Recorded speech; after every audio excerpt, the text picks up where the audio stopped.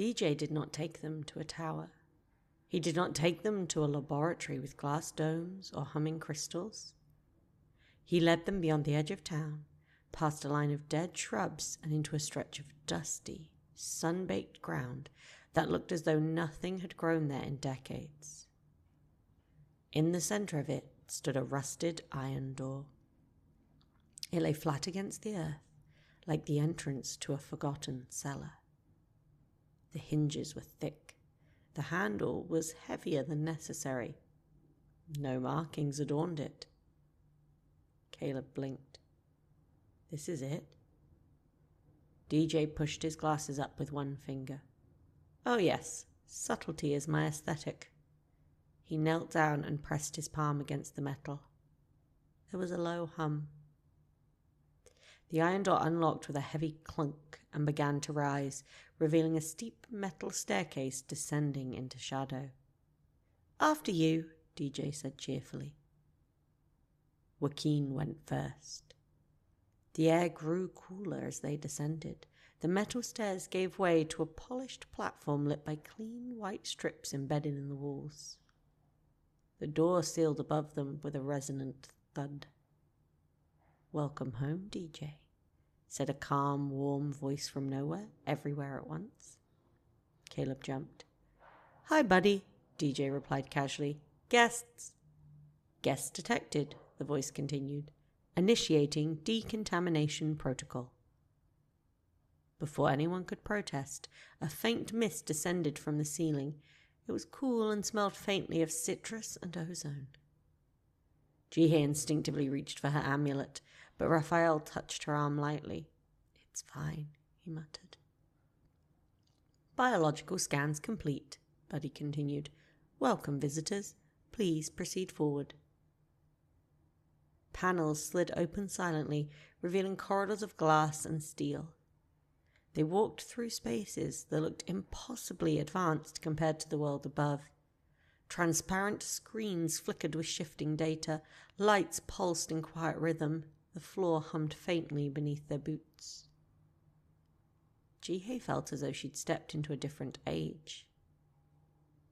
The sterile brightness gave way at last to a wide chamber cluttered with workbenches, paper pinned to walls in chaotic arrangements, tools scattered among half-assembled devices, etchings covered with one entire surface in looping diagrams that mixed mathematics with symbols she half recognized from ancient wards. This room felt lived in. DJ flung his lab coat over the back of a chair and spun to face them. Right, he said. What flavor of catastrophe are we dealing with? Raphael stepped forward. We need to stop a god. DJ did not laugh. Details? He said calmly. They explained. Not everything. Not Jihye's full truth, but enough. Arcanthus, the binding, the child used as an anchor, the weakening of the seals. DJ listened without interruption, hands steepled beneath his chin. When they finished, he said only one word. Arcanthus. Flat. Certain. Then his gaze slid to Jihye. Which makes you the youngling. The room went still. Caleb's mouth fell open. Joaquin's hand drifted subtly toward his bow.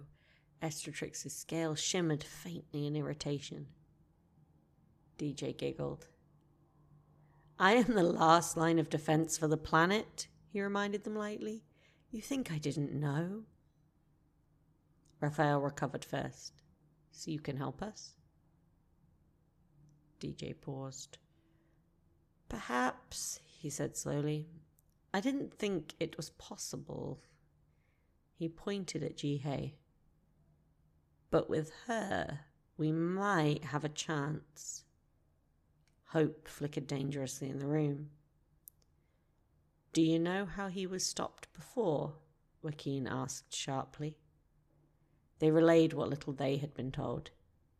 DJ listened, then laughed again, softer this time. Buddy, he said casually, tell them the rest. The calm voice filled the workshop. Arcanthus's child sealing their power and thereby sealing him is an incomplete account, Buddy said. The child possessed the capacity to kill him. Jihye felt the air thin. They did not, Buddy continued. They weakened him instead. A binding spell tied their power to his. She then submitted to being bound to prevent his resurgence. Silence fell heavy. Now she is free, Buddy went on. Arcanthus is unbound but diminished. As he heals, he strengthens. However, so does she. Raphael's voice was quiet. So she can kill him? In theory, Buddy replied. But does she remember by what method? All eyes turned to Jihye. She shook her head slowly. DJ grinned. Then, he said brightly, tapping his temple, we need to get it out of that noggin.